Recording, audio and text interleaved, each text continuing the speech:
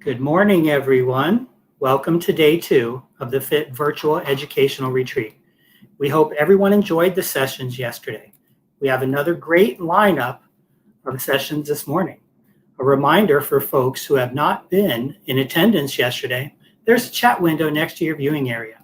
While the speakers are presenting, feel free to use that area to ask questions, and those will be asked at the end of the session. Throughout the morning, we will have prize raffles again, so stay tuned and listen for Doug to call your name. If he does, Jennifer will be reaching out to you next week to arrange delivery. Now on to our schedule. Our first presenter is Sarah Reiner with Gray Robinson. Sarah practices in the area of employment law and commercial litigation. Her employment practice centers on the defense of employment-related actions at the agency, state, and federal levels. She is well versed in the handling of all types of cases that may arise in your daily routines. We're very lucky to have Sarah speaking on the topic of key workplace issues in the time of COVID and beyond. So thank you, Sarah. Take it away. Thank you so much, Peter. It's good to be here.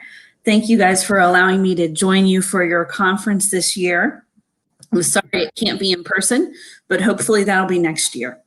So we're going to jump right in because there's quite a bit to cover. As Peter mentioned, I practice in the area of labor and employment law. And if you're an employer, then during COVID, you have had employment issues related to COVID, staffing, and any number of other things. We're going to move through the material fairly quickly. But I have provided just some key bullet points for you in the form of this PowerPoint. And then, should you have any questions or anything, hopefully I'll be able to get to some of those at the end. If we could go ahead to the first slide. The next slide. There we go. So one of the things we're going to be talking about first is key workplace issues during the COVID pandemic. And under this topic, we're going to discuss several things. Primarily staffing and continuity of services, leave issues, workplace safety, medical screenings in the ADA, and then various things that we think are essential policies and procedures for employers to have. So let's start with staffing and continuity of services. And in terms of applicability, this is going to impact employers of pretty much any size. We're seeing it across the board. At Gray Robinson, we represent, small companies, 1, 2, 3 employees, to large companies with thousands or tens of thousands of employees. And uniformly, we are seeing issues related to staffing and continuity services, particularly in certain industries like the hospitality industry, the healthcare industry, and things like that.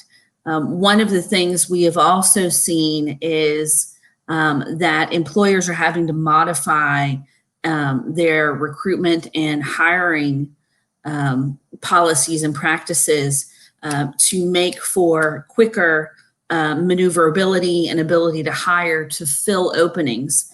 They are also having to streamline their staffing and cross-train employees so that they can continue critical services and functions, even if an employee is diagnosed with COVID and has to be out for the requisite 14-day quarantine or something of that nature.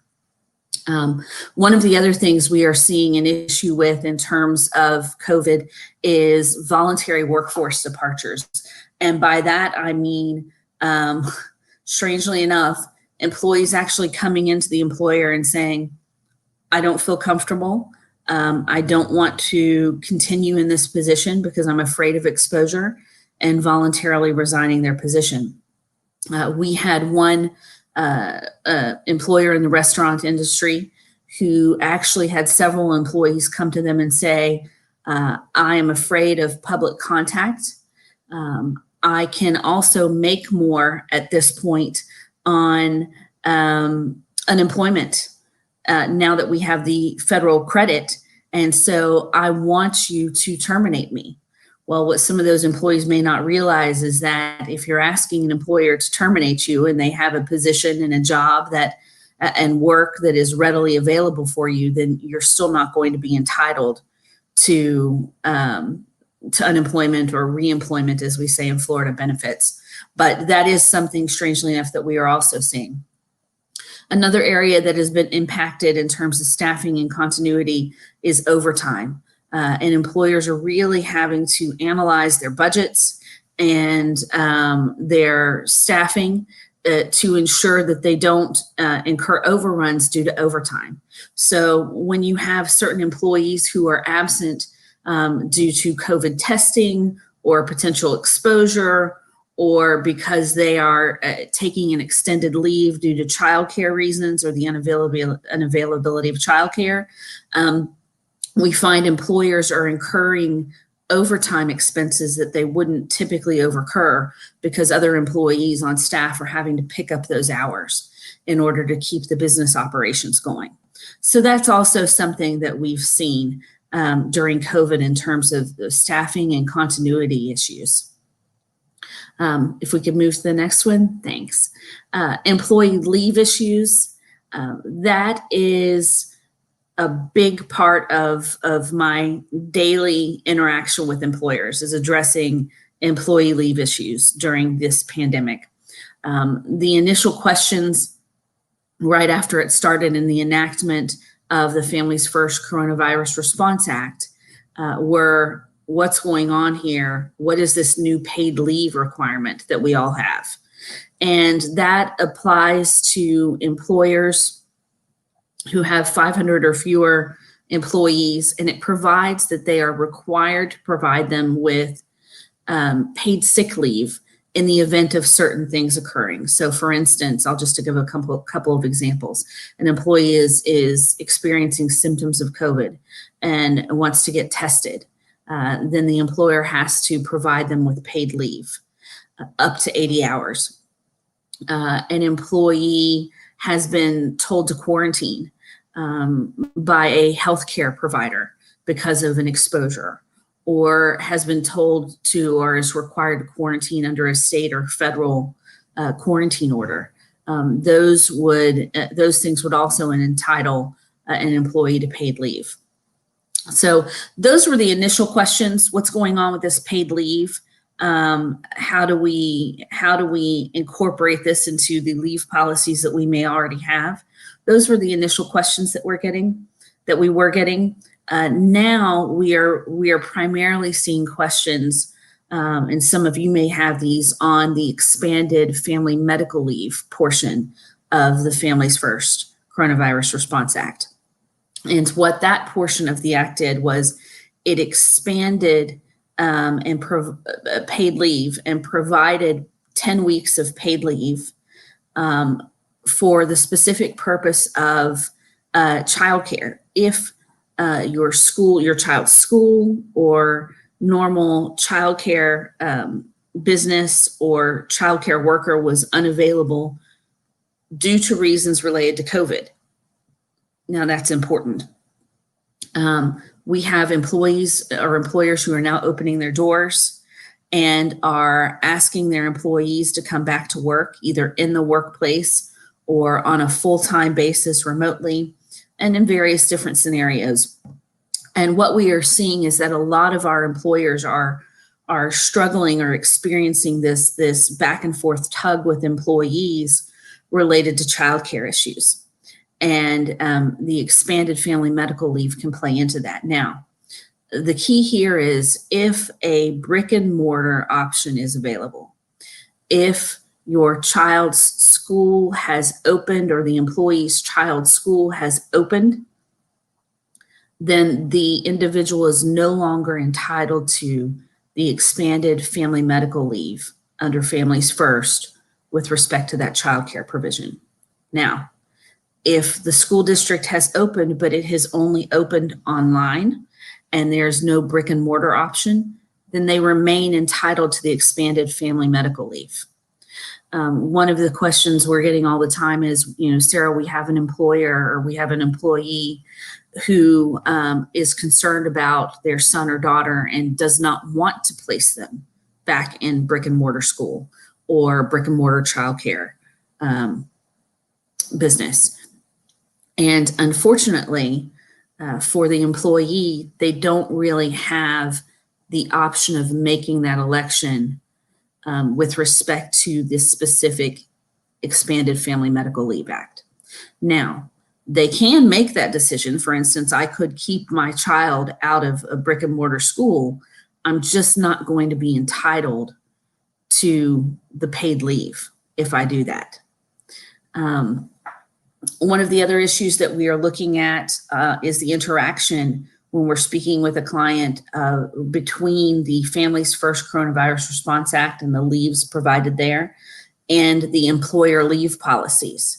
So that's something that also you should pay attention to.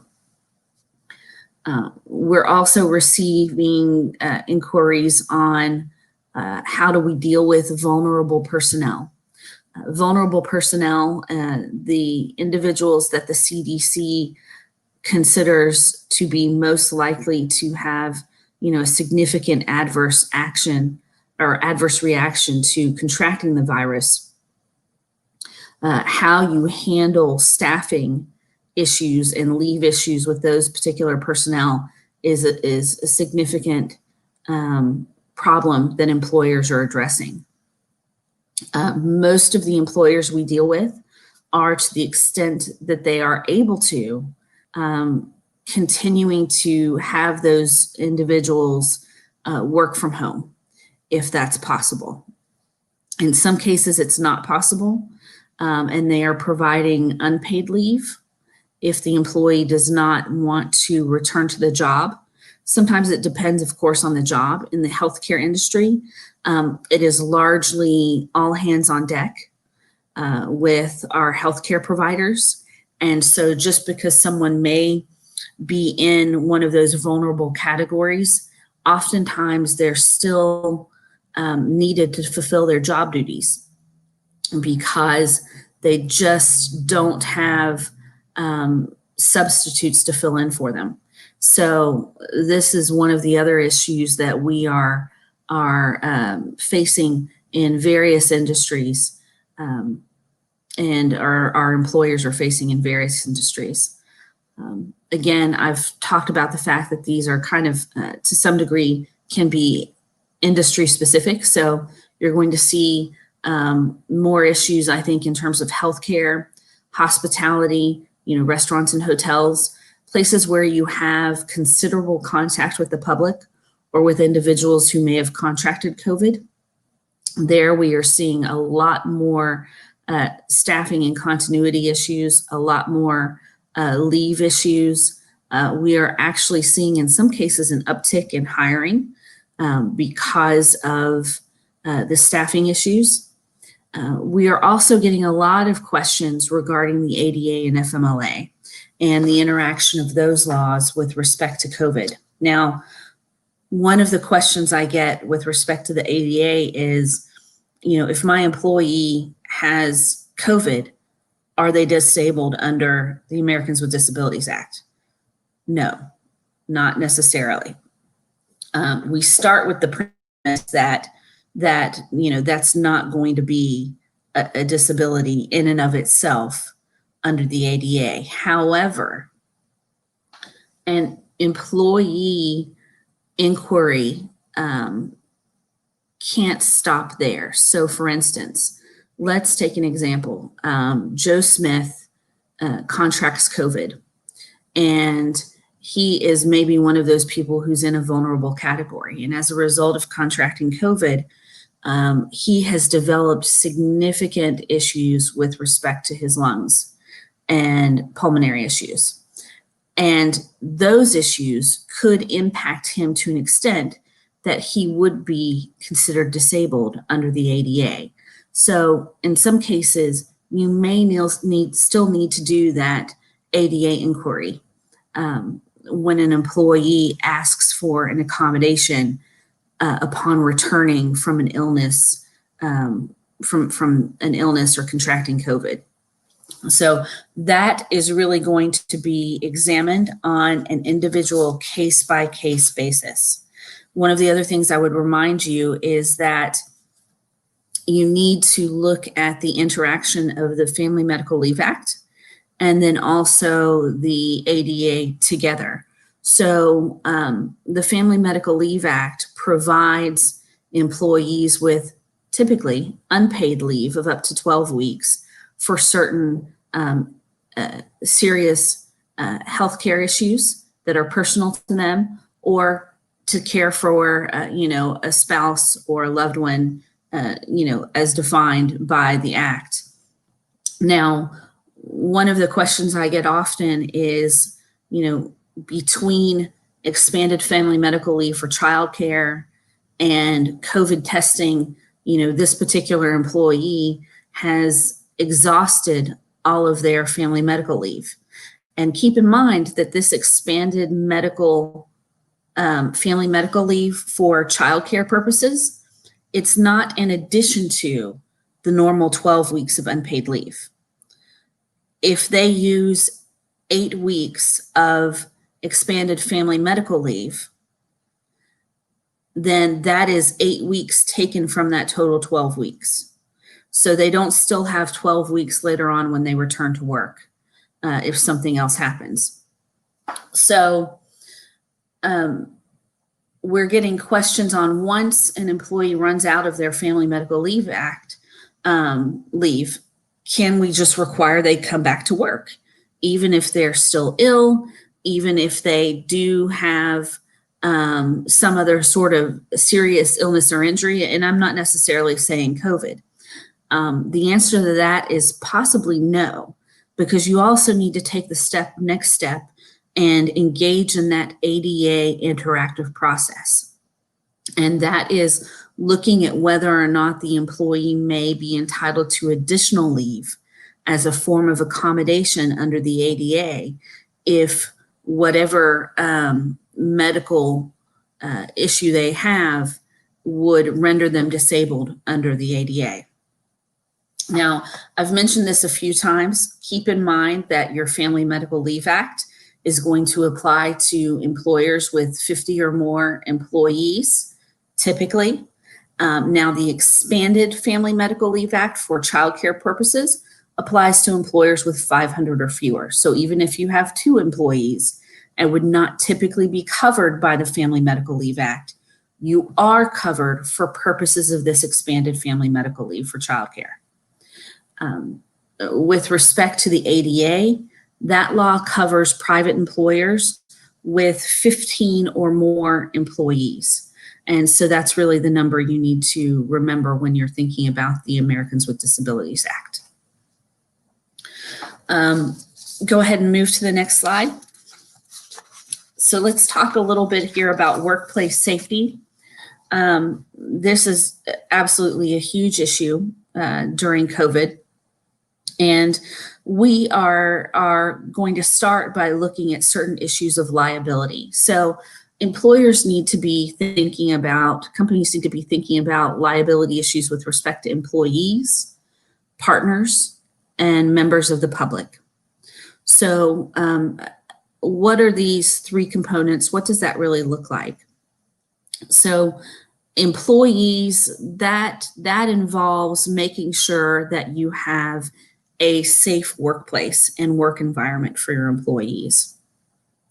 Partners, vendors, people that you do business with, clients, you're also going to have to look at requirements that they may put in place to keep their employees safe, and have to consider how those interact with your own policies and procedures. So for instance, we've had one client who provides security services to different clients, and clients have contacted them and said, we want A, B, and C with respect to any future security staffing.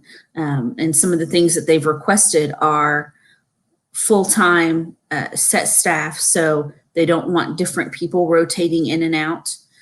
They want to have the same individuals on staff.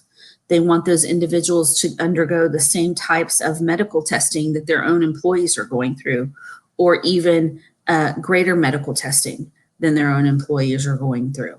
So those are some of the things that we see clients and vendors asking for from our employees, employers.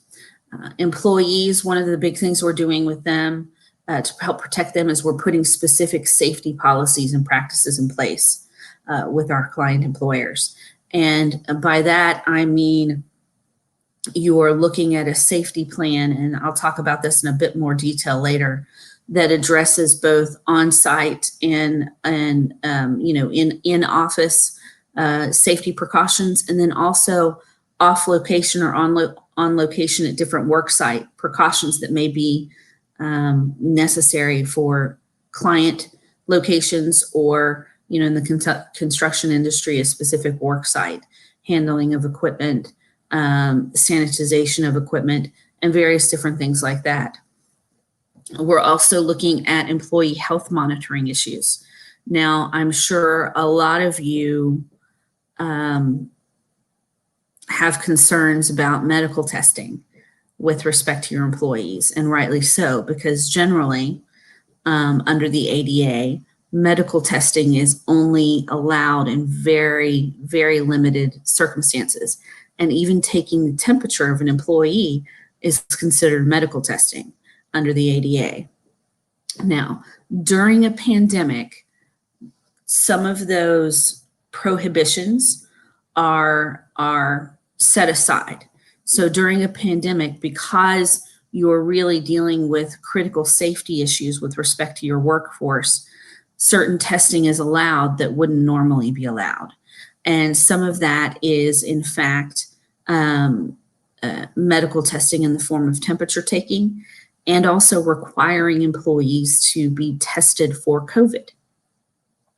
You can also require employees to leave the workplace if they are showing symptoms of COVID, or prevent them from even coming to the workplace if they are showing symptoms of COVID. So those are different steps that you could take with respect to employees, medical testing being a significant one. Now, there's a caveat with medical testing. And one of the things I want to talk about is the nature of the medical testing, and we'll get to that in just a minute. But let me run through this other list real quick. So there you've got employee health monitoring, office sanitization. That's one that's much more standard now. I think everyone is kind of getting those policies and procedures down. Frequent hand washing, having sanitizer available, requiring PPE, the wearing of masks, limiting the number of individuals who are actually working from the office at any given time. And then looking at, in the greater scheme of things, the bigger picture, looking at building issues like ventilation, common spaces, and maintenance. And those are all workplace safety things that are being addressed by employers during the COVID crisis. One of the other things I do want to mention is OSHA. OSHA released a guidance on preparing workplaces in the COVID pandemic, and it's actually taken and modified from something. I think it was the H1N1 pandemic that they created it for, and then they've modified it for the COVID pandemic. So that can be accessed on their website. And one of the key things that a lot of employers are not doing, employers that are subject to OSHA are not doing and should be doing, is recording potential work-related COVID illnesses. Now, the OSHA has made it very clear that COVID is a recordable illness and must be logged as an occupational illness, particularly in industries like healthcare, first responders, hospitality, anywhere where someone's going to have an elevated chance of exposure and contracting COVID due to the nature of their position in their jobs. So recording COVID illnesses and logging them as potential occupational illnesses is required by OSHA. And it is required and must be logged if three things occur.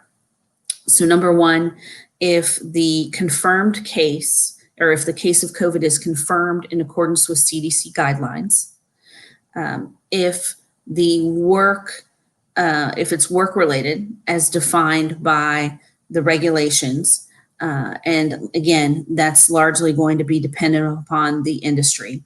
So if there was an exposure to a healthcare worker or something like that.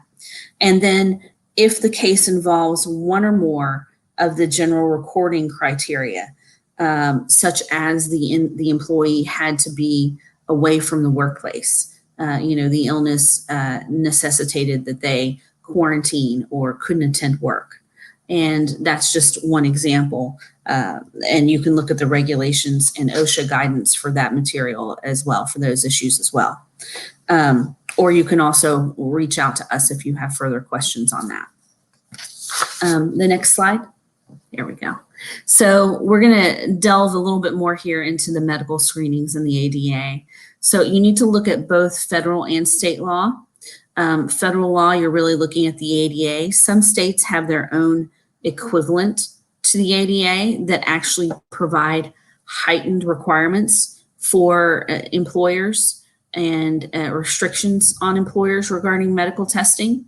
And then also from a state perspective, some industries, for instance, like the Department of Healthcare in Florida, some are requiring testing of, for instance, nursing home employees, home healthcare employees, and things of that nature. And they have to go through mandated COVID testing with the department. Medical files, any kind of COVID testing results need to be kept in the employee's separate medical files. And for those of you who are unaware, the law requires that medical information not to be kept in the employee's personnel file. So you can't have their hiring application and discipline history and then just have the medical information in the personnel file. The medical information needs to be kept in a separate file in a separate locked cabinet.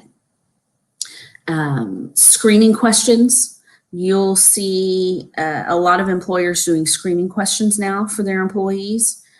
This can range from, are you experiencing COVID symptoms? And for that, you would look at the CDC, the most current CDC list. So are you experiencing COVID symptoms? Have you traveled outside the country during the last 14 days? Have you had a known COVID exposure as defined by the CDC within the last 14 days? So most employers are putting together those initial screening questions. I can tell you for my law firm, any guest who's coming to our actual office location, which is now reopened, is required to fill out a screening form and to answer those questions before they come into the office. We also have a temperature scanner that is in place as well. And a lot of employers are doing temperature scanning. Now, the important thing to remember there is that it's not a fail-safe kind of a thing. There are plenty of people who may be COVID positive who actually do not have a temperature.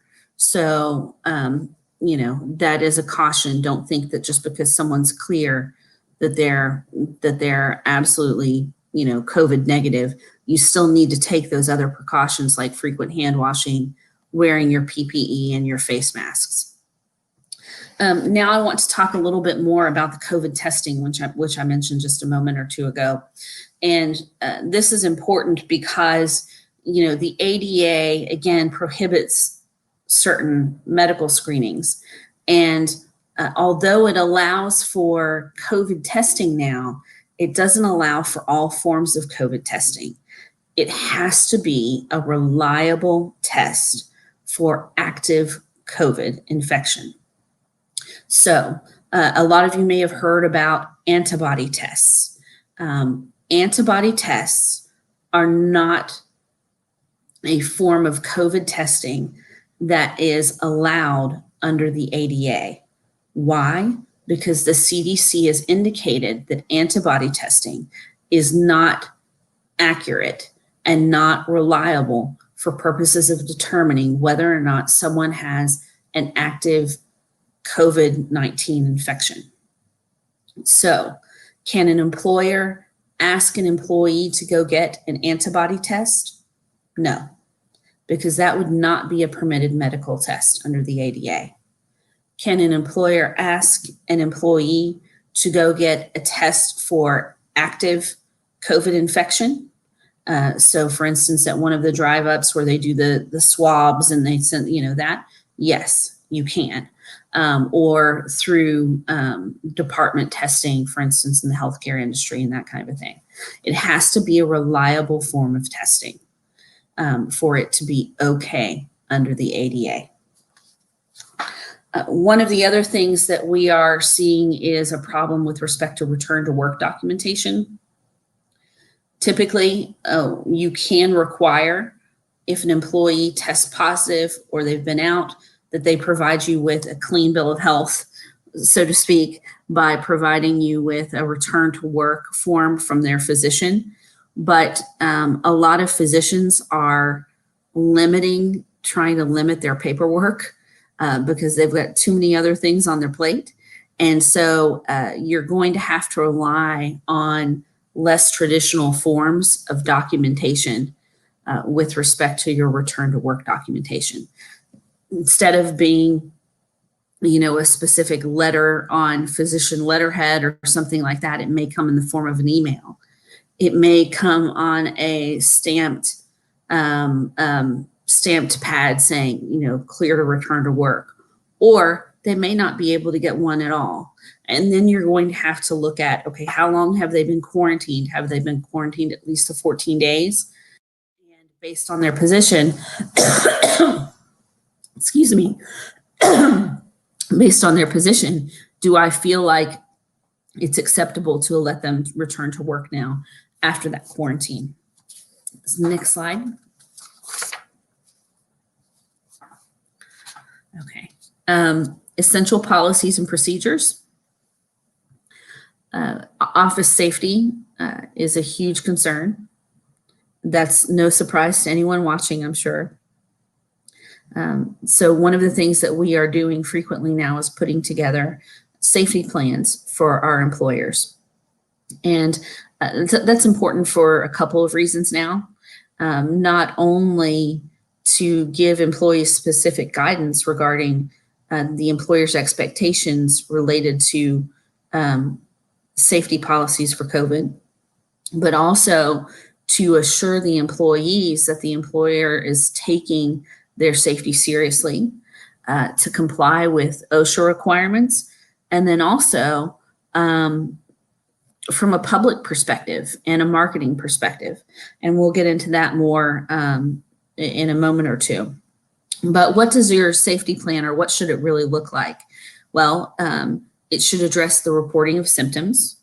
It should instruct employees that they should not come into work and should immediately contact their HR professional or other designated representative if they are experiencing COVID symptoms.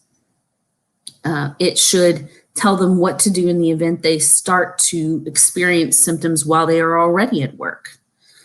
It should provide practices and procedures for both an office work environment and, if it's applicable to your business, a remote work site.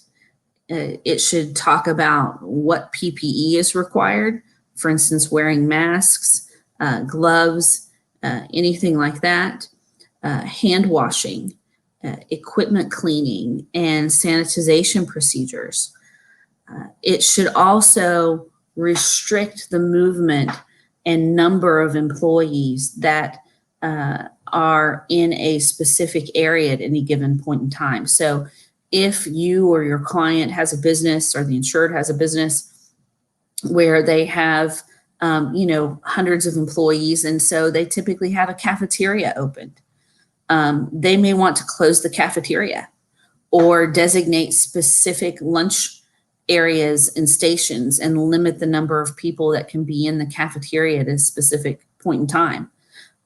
Same thing for like lunchrooms and things of that nature. Employees should be eating at their desks, or you should make sure that there's the requisite amount of space to keep everyone safe. So those are the types of things that you need to consider for your safety policy, and they're going to be different from employer to employer based on your needs, the number of staff you have, the nature of your industry, and any number of other factors. Network security is another big issue that our employers are experiencing during this COVID pandemic. And part of it is because so many people are working remotely. So first, there's the issue of whether or not the network and the infrastructure is sufficient to support that, and the changes that may need to be made in order to support more remote work at home individuals. And then there is the network security concern. And those are issues that should be addressed by your IT professionals.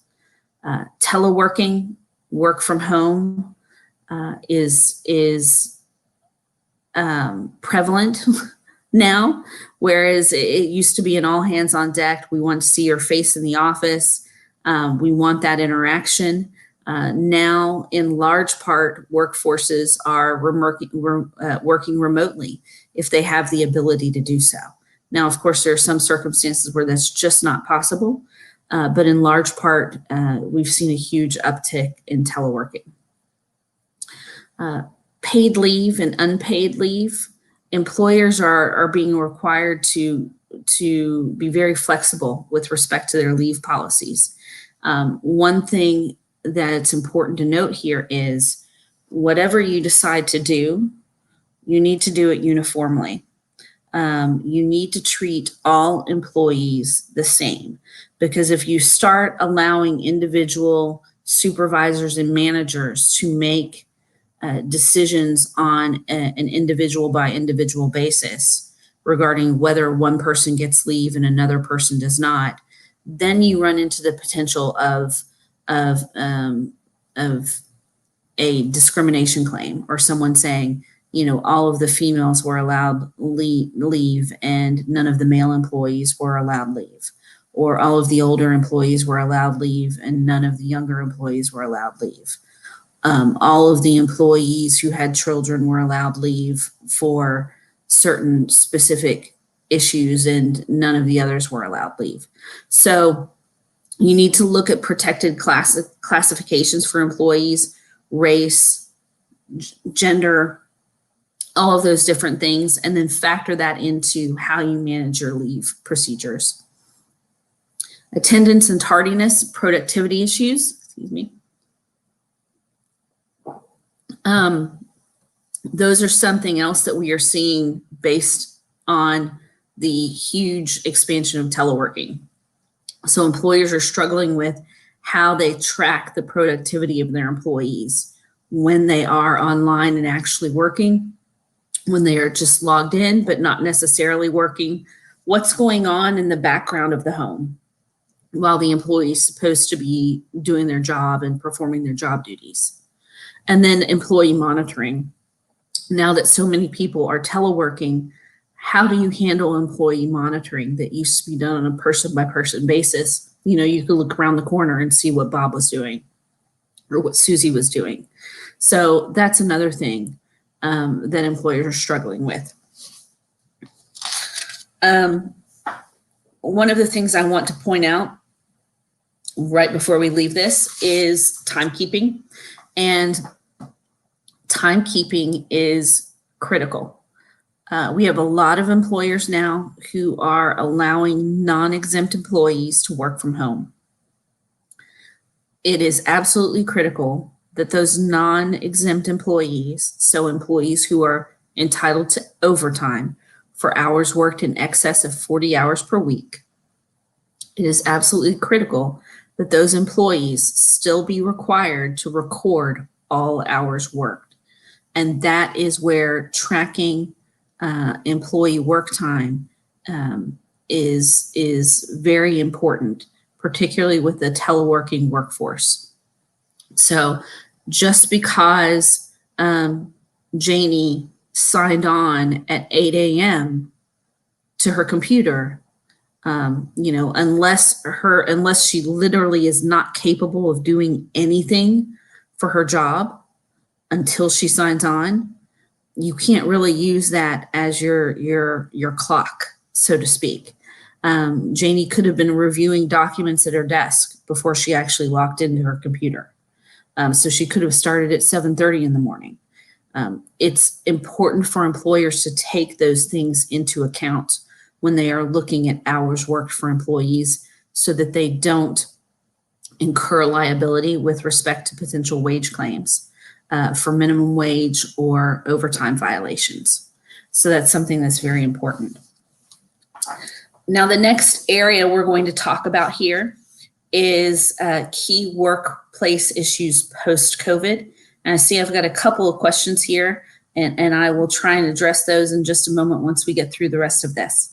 So key workplace issues post-COVID, those include, changes to the work environment that we think are going to persist.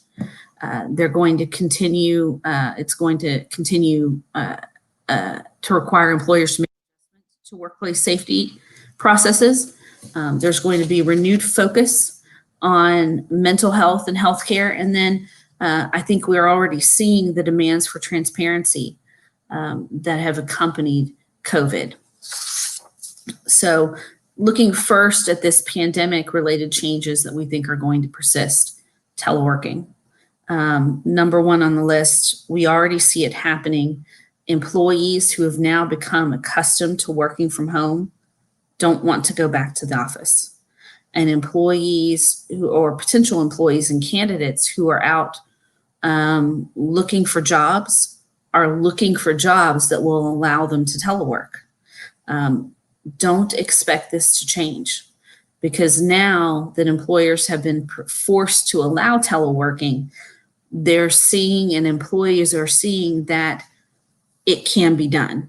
In many circumstances in which employers said, no, I need them right here. I need them in the office. I have to be able to see them and speak to them. And that's the only way this job gets done efficiently. Employers and employees are finding that that's not necessarily true. And so we expect it to continue after the pandemic passes. And that's something that employers should be prepared for. They need to be flexible with regard to work from home opportunities, and they need to put in place specific policies and procedures regarding work from home. So what is that going to look like for their employees? What kind of work and home environment is the employer going to mandate? Do you have to have a separate room away from any interaction with children, spouses, people knocking on the door and deliveries coming during the day. From a physical standpoint, how's it going to operate? And then from a productivity point, how do you track your employees and manage their productivity when they're not there in the office? Paid sick leave. Lots of the states, including Florida, has had several bills proposed regarding paid sick leave and requiring employers to provide paid sick leave for employees. In Florida, none of those have gotten through so far. None of those have been successful. They've all been stalled in committee. But we expect that trend to continue. So we expect in the next few years for paid sick leave to be mandatory to a certain degree. Alternative childcare arrangements. If there is one thing that has proven to be an immense struggle for everyone with respect to teleworking and the pandemic in general, it is childcare.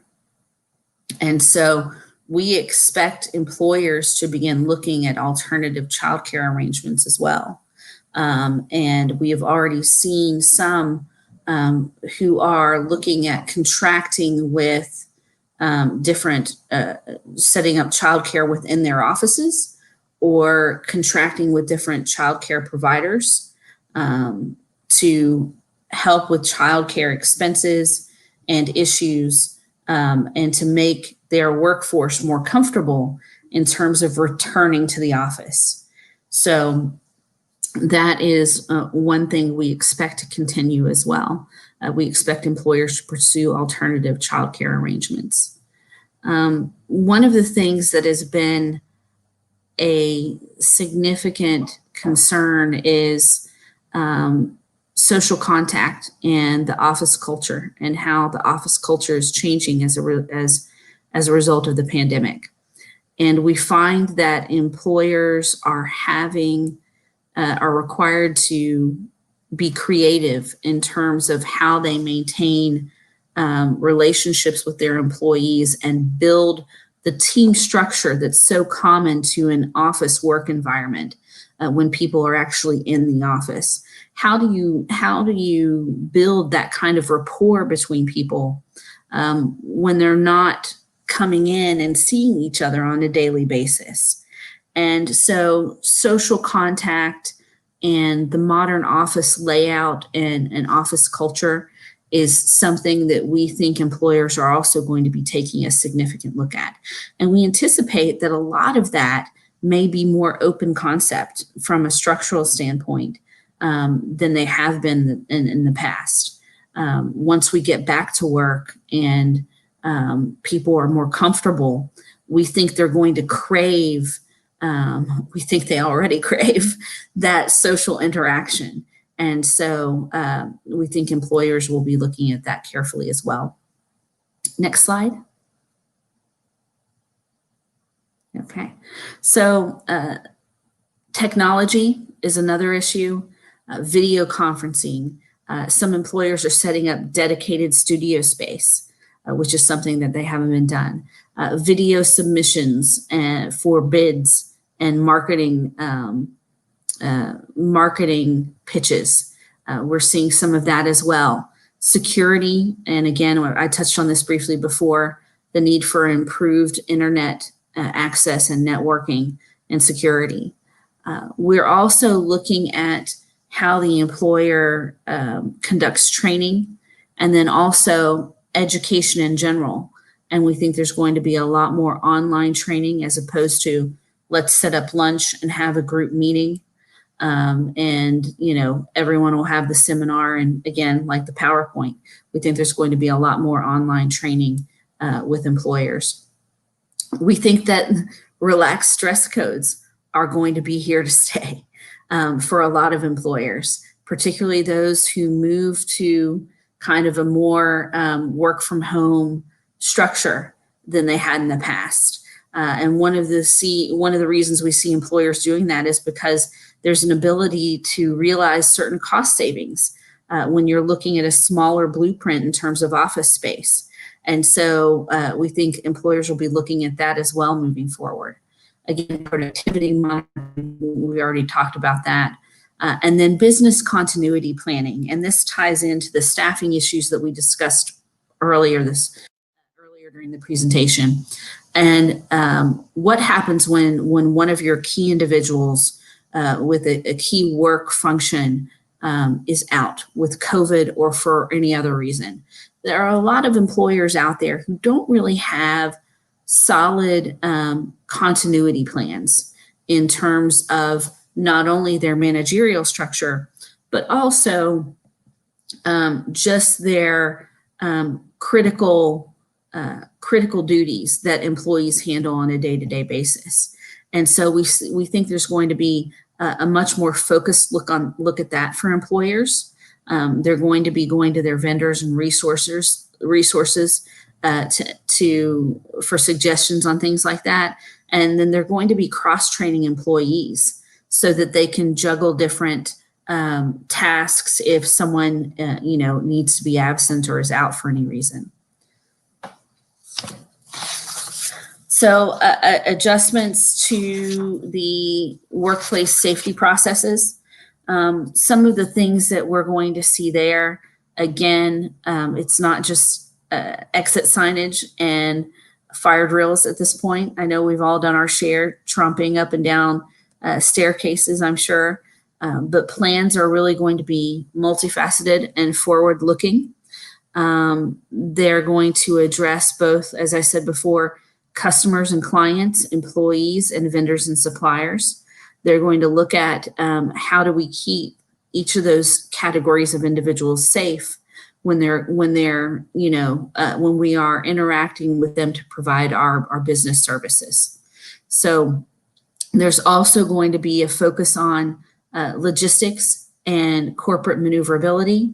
Again, that ties into a couple of the other things I've talked about in terms of staffing and how you structure your office, deliverables, how people receive things, even down to we're seeing changes and a lot of startups providing delivery services.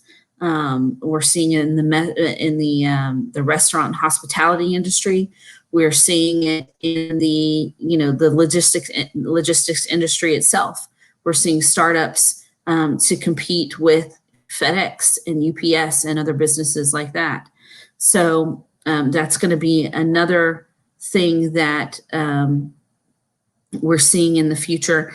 And in conjunction with that, again, there's going to be another safety and security piece to examine. So when you're looking at all of these vendors and suppliers and how you're structuring these things, you're always going to have to find what are the safety concerns or considerations that I need to think about in implementing this particular relationship with a new vendor or something like that.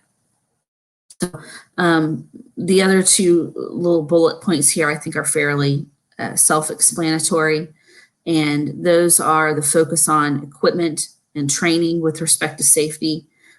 So again, if you have any special sanitization equipment, some employers are using things like, I don't even really know what you call them, but I call them blue lights. So blue lights to sanitize personal equipment and things like that, or things that individuals may use on a regular basis. They're bringing in companies who do fogging to handle office sanitization issues as well. So those are all going to be important. And then again, looking at your essential and non-essential workers for evaluating those safety processes and procedures. Who do you really need to be in the office? Who can work remotely and thereby kind of decrease your risk in terms of potentially contracting COVID? Next slide.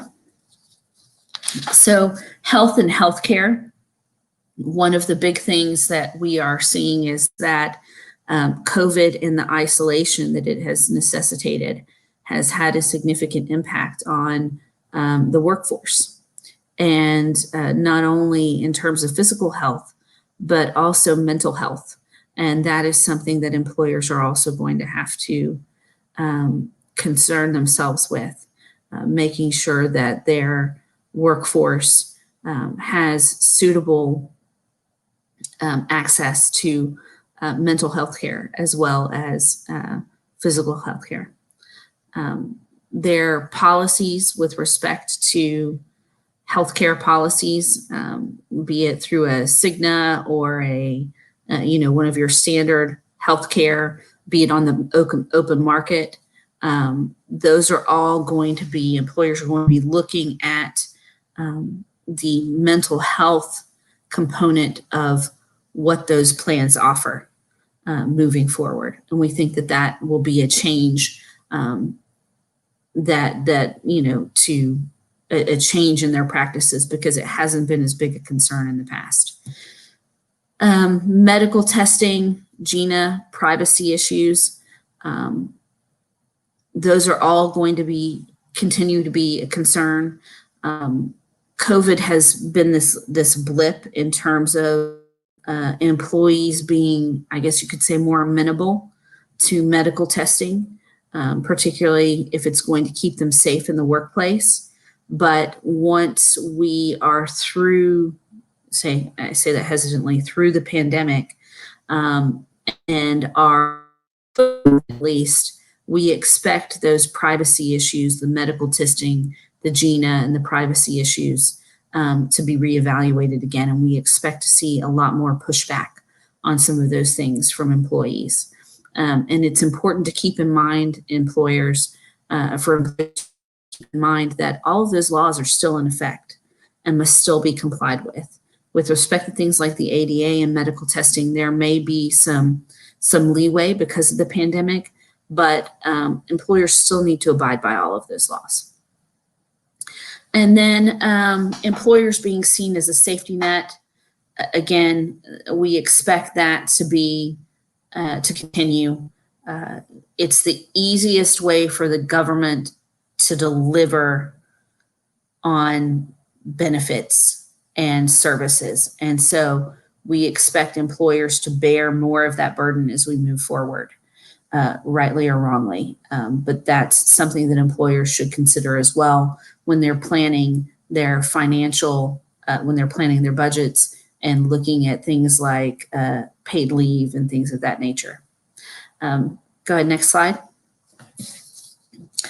We've already seen a demand for transparency, and that is reporting requirements to the government. So again, this kind of ties back to COVID and reporting to OSHA, COVID exposures and things of that nature if they qualify as an occupational illness.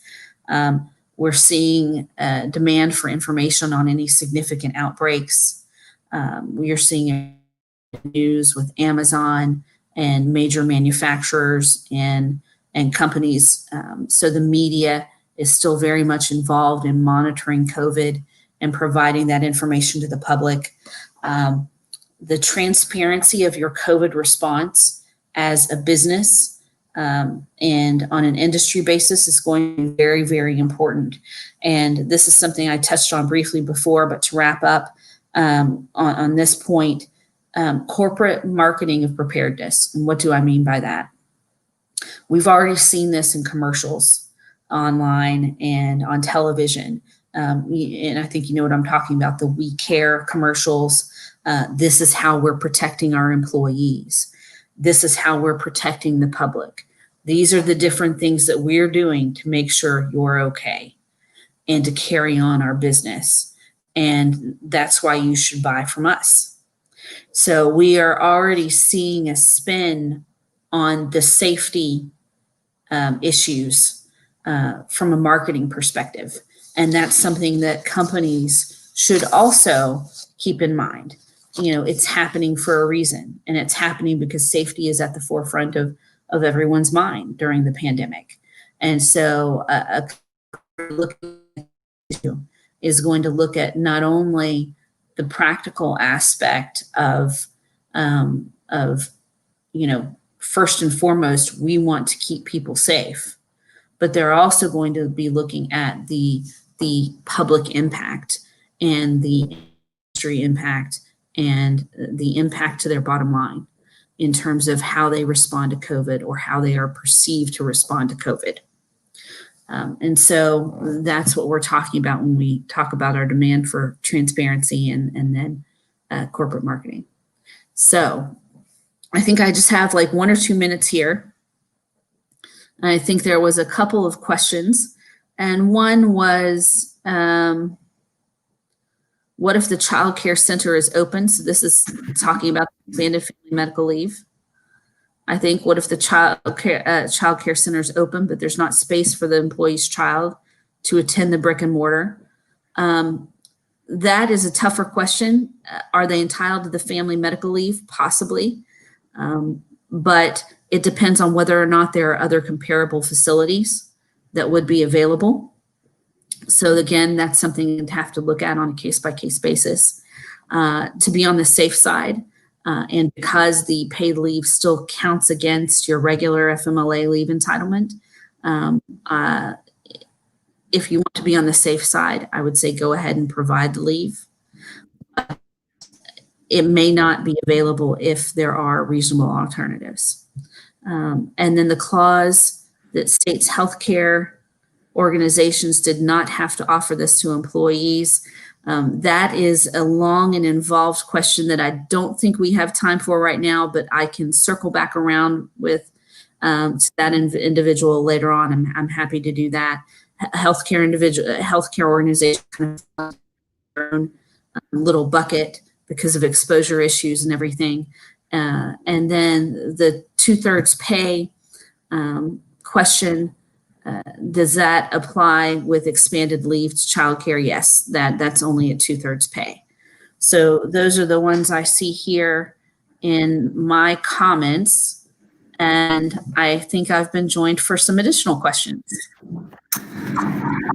Yeah, so you were able to cover a good amount of them. I think probably the final question for you is, if someone contracts COVID, are they considered disabled under the ADA? No, they're not necessarily considered disabled under the ADA, but it's something that you should evaluate on a case-by-case basis, because again, it really depends on what happens after the person contracted COVID. So how did COVID impact them? If they are someone who responded very, very poorly and had significant issues related to the illness, pulmonary conditions, heart conditions, something like that, yes, they may be considered disabled under the ADA. But you're not going to be disabled simply because you contracted COVID.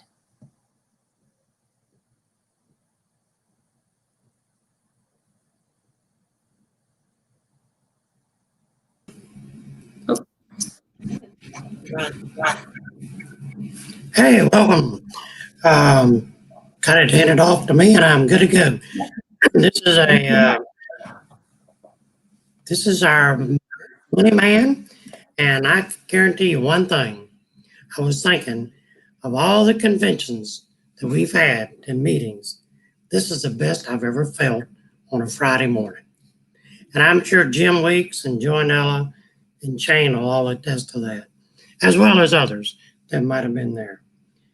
Well, yesterday, Chris tried to send me on a wild goose chase. He told me I ought to look for knock-knock jokes. So I go to my computer and I'm looking for knock-knock jokes. Well, I found a lot of good knock-knock jokes, but I found out you got to have two people to do knock-knock jokes. So it's just me doing them. So how am I going to do a knock-knock joke? So I reverted back to lawyer jokes. I knew that was a ploy to throw me off track. So it appears that a 70-year-old lawyer, about Chris's age, who'd been practicing since he was 25, passed away and arrived at the pearly gates for judgment. The lawyer said to Sam Peter, says, you know, I'm way too young for this. I'm sure there's been a mistake. Sam Peter looked at his book and he says, sorry, buddy, but that's funny. We add up your billing records it appears that you should be at least 88 years old. So I don't know, Chris, take it from there, whatever you think, buddy. But anyway, our next winner is Sandra Mino, or Mino, from Sunrise Community. Congratulations, Sandra, and you'll be getting a check pretty soon. Thank you. Peter, take it away. Thank you so much, Doug, and congrats to Sandra. And thank you so much for the presentation, Sarah. Thank you so much. Very informative. So our next presenter is Adam Losey from Losey PLLC. In his practice, Adam represents companies and individuals in high-stake litigation across the United States. In addition to his litigation practice, he routinely counsels clients on a variety of information, security, privacy, electronic discovery, technology contracting, social media, and internet-related matters. We're excited to hear about cybersecurity in the age of COVID. So thank you, Adam. Take it away. Hey, everybody. Thanks again for having me. I really loved the Money Man and the attempt at the knock knock joke. I'm actually going to try a one-person knock knock joke because it sounds like fun, and my daughter has one she really loves. And it's knock knock. Who's there? Tank. Tank who? And then you're welcome is the punchline. So he was right. Knock knock jokes actually don't work by yourself, but at least we tried. You know, one of the hardest things about giving online presentations is I'm competing with the internet. The internet is very, very, very interesting. Way more interesting than I am, although I'm going to do my best. And it's a little bit difficult with the virtual format. A monologue probably isn't going to do the best at keeping you engaged. So throughout this presentation, you can ask questions. You can do that, I believe, by asking the moderator or somebody else, and they'll relay to me in the chat. You can send me an email at alosey@losey.law or whatever you want. You know, the more questions, the better. The only advantage I have going on me over a YouTube video and the entire rest of the internet is I'm here for you, and that little live button in red at the top of the screen is indeed true. This is live. I'm here. I'm able to answer any specific questions you have, and to kind of help frame what's in the wheelhouse of what's a good question to ask. If we go to the next slide, talks a little bit about me. I represent a lot of companies in litigations all over the country. The red thread in those litigations is they tend to involve technology, cybersecurity, intellectual property. Anything that's kind of a blend of technology and law is a fair question for us. And this presentation is going to be more, and I'm going to go through a quick overview of what we're going to cover in a second, but on cybersecurity and breaches, but really anything at all in the wheelhouse of information security, privacy, electronic discovery, technology contracting, and weird internet and social media matters. Those are all fair game questions, and I'm live and able to answer them as you like throughout the presentation and afterwards. Now, that last bullet point said I was much more bearded than depicted at the left. That used to be true, but it's my 10th wedding anniversary today. And my wife really did not like the really aggressive beard that I had going during COVID. So I have gotten rid of it. So that bullet point is outdated. But I am still much fatter than the picture on the left. So that remains true. Next slide. So what we're going to cover today is a discussion of information security and privacy issues. So I'm going to walk through some of the more common issues that we see. And one of the good news points in this presentation is that probably like 90 to 98% of the really bad issues that we see pop up can be avoided by taking some pretty simple steps in advance. And then we'll walk through a couple breach response matters so that if you haven't been through the drill, you understand a little bit better about what a data breach is like. Unfortunately, there's a lot more to it than just uh-oh, and then somebody gets an email in the mail with a coupon code for identity theft monitoring. Typically, the process involves working with incident response vendors, forensics, the Federal Bureau of Investigation or local law enforcement. Typically, it's FBI.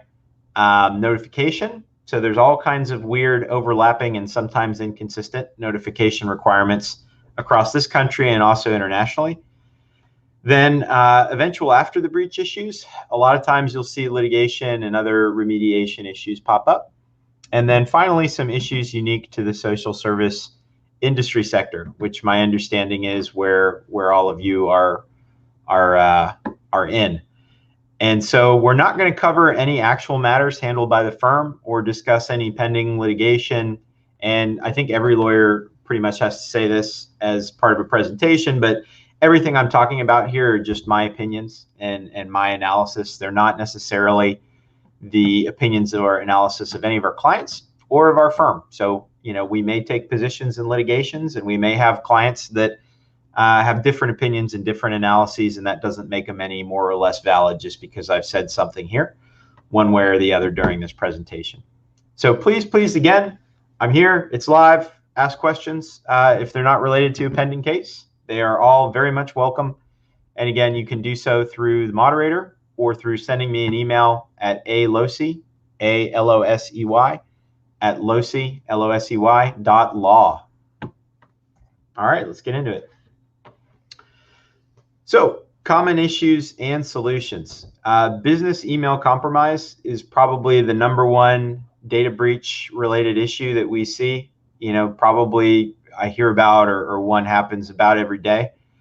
And that's just anecdotally at our firm for our clients. It happens constantly. I would be very surprised if there was any individual on this call or on this presentation that hasn't been affected by at least one of these, probably even this year. What a business email compromise is simply somebody getting into email accounts that shouldn't be in there. What they will typically do is phish password or something else by tricking someone, maybe getting into a database of passwords for websites where you may have, I don't know, if you had a Home Depot account, your password at Home Depot may be the same as your password at work. And if you're a CFO, somebody may be able to get the one database and try it on the other because they think you can get it, they can get it information that'll lead to money. Once somebody gets into an email account, typically what they do is they download a copy. So they get in, they download a copy of it, and then they might try and use it to try and send out bogus requests. But the main thing is they have a copy of all the information in the account, typically, which is where it gets a little bit messy because some folks have email accounts that have a lot of stuff.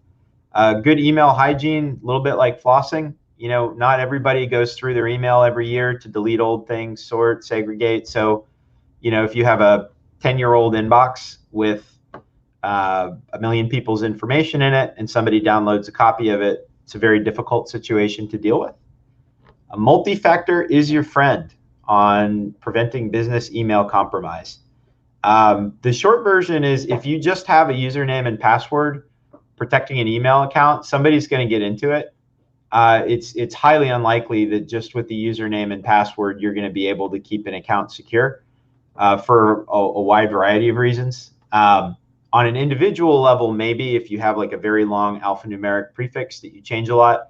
But if your company-wide policy is just username and email and password will get you into an email account, somebody's going to get compromised.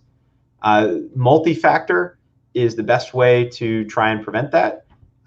Basically, every email system that I'm aware of that's a larger scale email system has the ability to have what's called multi-factor authentication. Again, I'd be surprised if anybody listening wasn't familiar with this in one way or another, but all it means is that there's more than just a password. Multi-factor, there's another factor. So it could be a text message to your phone. It could be, I have an app on my phone. I'm certainly not going to show you my passwords, but Google Authenticator on your phone or another authentication app where there's a seed on your phone that gives you an alphanumeric prefix or a phone call. A lot of them will call your phone and give you some sort of code, something more than just a password. And as long as you have multi-factor set up for your systems, you're going to stop like 99% of attacks.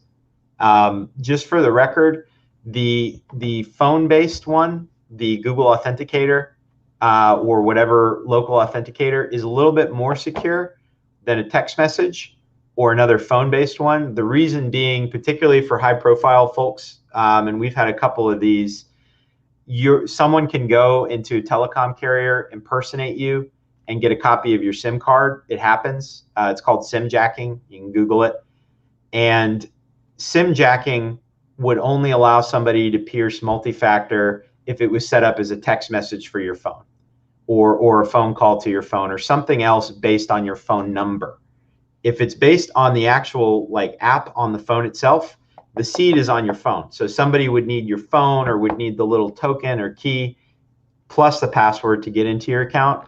So, the question I get asked a lot is, which multi-factor is better? All of them are better than just having a username and password, but having something on a token, like a standalone token, or on your phone, is going to be better than a text or a phone call. Ransomware is another common issue that we see. Ransomware is basically forced encryption. So it locks down information so that you can't get it because someone has encrypted it and hidden the password from you.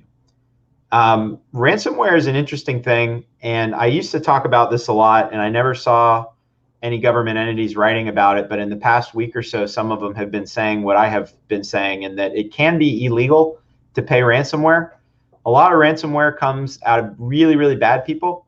North Korea, bad governments that are on the blacklist of states often will derive income from this, and it's criminals. I mean, by definition, you are paying a criminal when you pay someone that's locked you down with ransomware, because they're committing a crime and asking for money with it.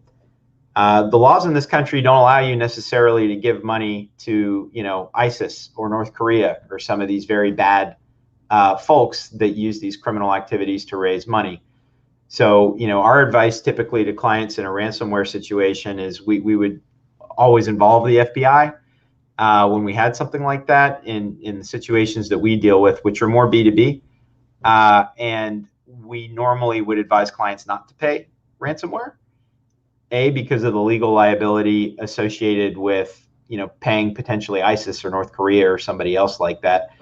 And B, it makes you a good target. Once you pay ransomware once, we've had,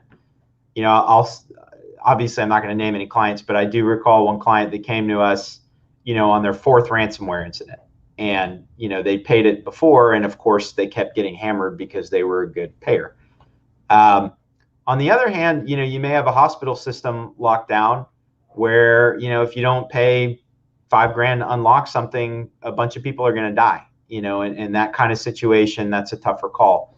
So it's situational, but the idea is you never want to be in a situation where you have to pay a ransom to save people's lives or get your systems back online.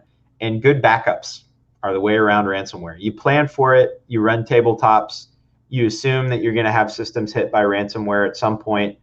And if you have a plan in place and you have good backups and you test them, a lot of times ransomware is just a hit the reset button annoyance issue rather than a crippling business issue. The next one, the bad egg. This happens a lot. This is public information, but I'm dealing with, for a couple clients, Spotify had a public issue where they had Shopify. I misspoke. Shopify, which is an e-commerce site, had 2 employees a couple weeks ago that took a bunch of customer information from customers of Shopify. So a lot of Shopify clients who use Shopify have gotten notices from them saying, hey, look, a lot of your customer information went out. And it wasn't a hack. It was just some bad egg employees that wanted to take the information and potentially sell it or do something with it. There's a lot of, and unfortunately I don't have time to get into it in great detail, but there's a lot of really cool things that you can do to help detect this kind of thing and figure it out beforehand. You can also make sure that you're segregating access. If you've got somebody working at the front desk or the virtual front desk now, no reason necessarily that they would need access to payroll, right? So typically the best way to protect against bad egg employees or contractors or whoever is to segregate access really well. So people don't necessarily have access to sensitive information they don't need. and then to use data loss protection. It's called DLP or other methods, so that you can figure out when people are doing these things and jump on it pretty quickly, which is, by the way, what Shopify did. You know, they figured it out real quickly and they jumped all over it, got law enforcement involved. And as far as, you know, I've seen, nothing bad has happened associated with the taking of the information yet, because they caught it quickly. Next is IoT devices. You know, I would wager many of you, if not most of you, have one of those within eyesight right now. I know I have an Echo and plenty of other things around me. And those are not really designed with security in mind. A lot of them are fairly easy to create mischief with. So we have seen a lot of that more lately, although a lot of that is a little bit more either very, very sophisticated attacks where people are really smart and really targeted on getting at somebody, or they're what I would call really unsophisticated attacks, many of which aren't really done for profit. They're just really nasty, like somebody messing with a child's camera or something. I've seen some horror stories with that where people will, you know, I don't know what kind of sick person would think this is fun, but, you know, say things to a kid through a camera that's connected through IoT, when obviously the parent has no idea and it's just supposed to be a security or nanny cam for the kid. Another issue is website issues. We see that a lot. A lot of websites are not as secure as you think. And through SQL injections or all kinds of other ways, we will regularly see breaches and other incidents that come around from a bad guy taking a good website and getting into it and then redirecting people, like for credit card payments or other things like that. Another very common thing, which, you know, see it every day a million times, is someone will take your website, change a character, and then clone your website and then try and impersonate you both through emails. So if you're Dell computers, let's say, then they could register Dell with 3 L's and then put up the Dell website. And then if it looks just like Dell and people are ordering computers and putting in their credit card numbers, oops, you know, then they've successfully taken some money. Plus they can use the domain to spoof emails. So if you register Dell with 3Ls.com, you could create an email and a lot of people wouldn't look too closely. Right, they'd see it was Dell with 3 L's and maybe they wouldn't tell the difference. And so you do see a lot of website spoofing. There's been a reaction to that though. Like our website is a .law domain. So when I was saying my email before, it's alosey@losey.law. Well, to get a .law domain, you have to be a lawyer and you have to use your bar license to reserve the name, and they check it with the state bar. And so for a lot of top level domains, .law is an example. There's an effort to create a little bit more than anybody can register it. So nobody that's not a lawyer could register losey.law with 2 L's. And so it's a little bit more secure. So when possible, it's always best to try and find a top level domain or use top level domains that are less susceptible to spoofing. But most people use .coms, and, you know, anybody with $5 can buy a .com. So it's going to be a prevalent problem.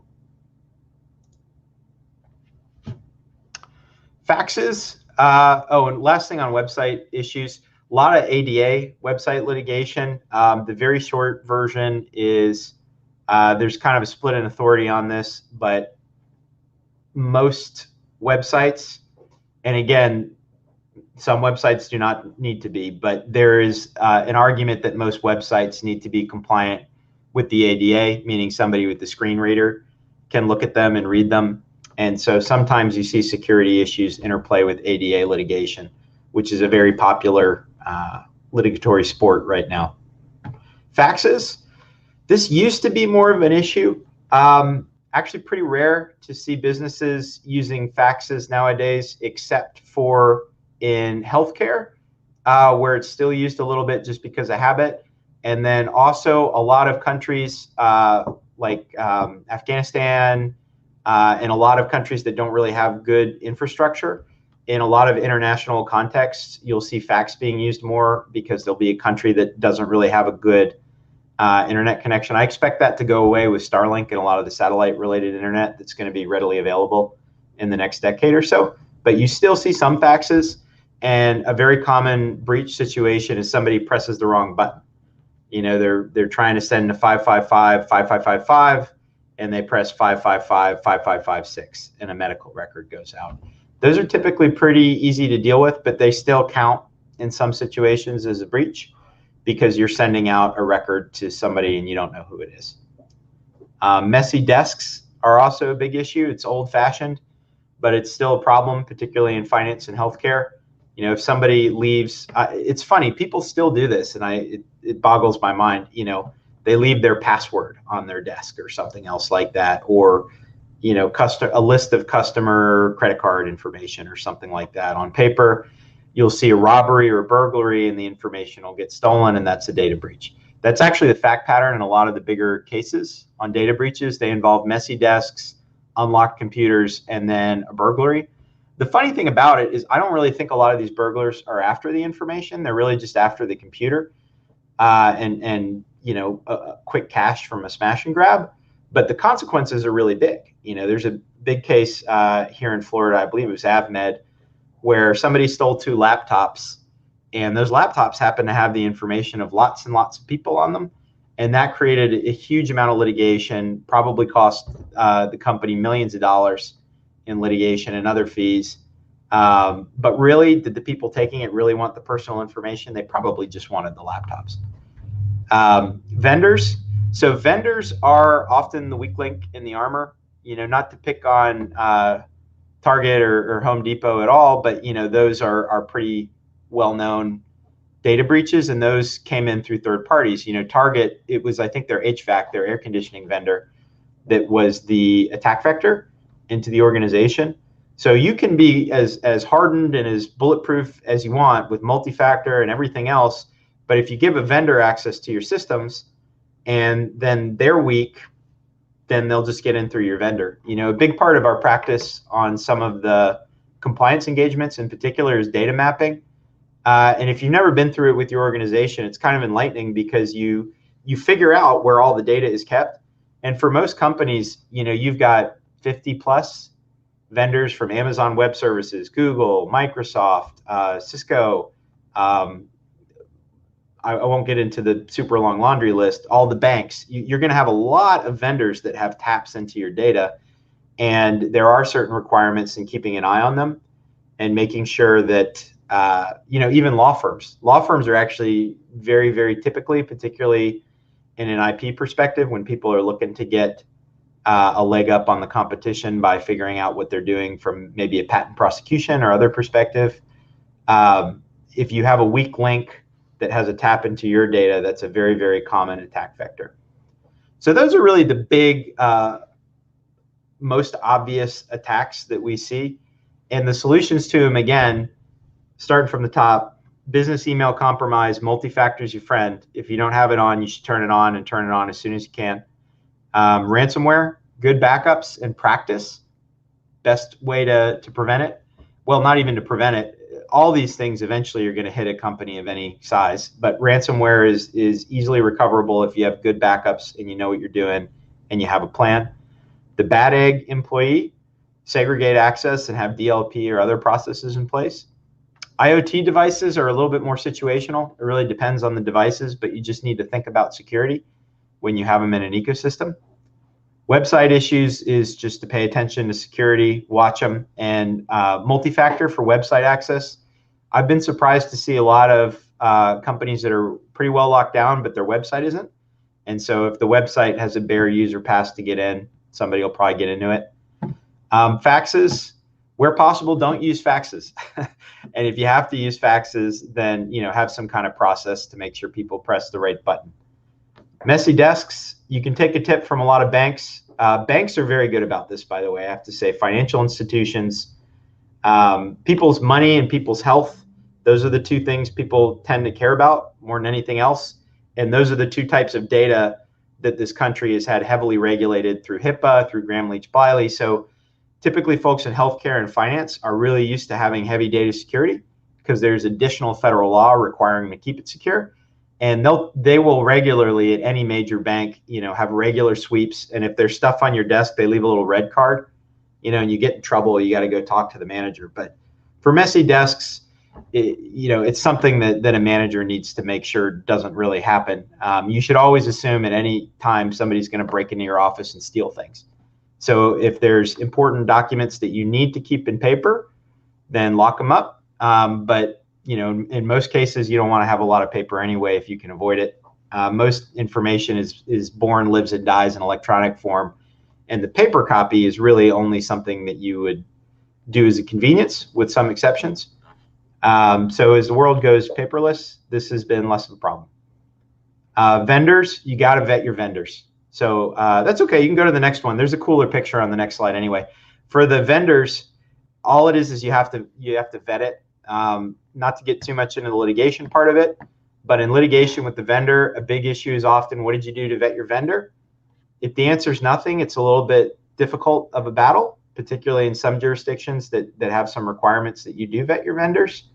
And it's often not that hard to vet a vendor because vendors want to talk about it. I love it when clients ask us, oh, what do you do for data security? Because I go, oh, great, here's this report and that report, and here's what we do. And so most vendors will want to tell you about all the good stuff they do with data security. And if they hem and haw and they're like, oh, yeah, we'll get back to you on that, then you might have something to worry about if your vendors won't talk to you about data security and what they're doing. And most of them are going to have cyber risk insurance, as well as other things in place that often will come into contract negotiations. Normally with vendors, if they put their money where their mouth is, you can feel a little more comfortable. When you're contracting with them, if you ask them to indemnify you if they have a data breach, then that should make you feel a little more comfortable with them. So the best thing you can do in general with data breaches is have a plan in place. And that way you can execute on your plan and not panic. You will have a data breach at some point in some fashion and at some level.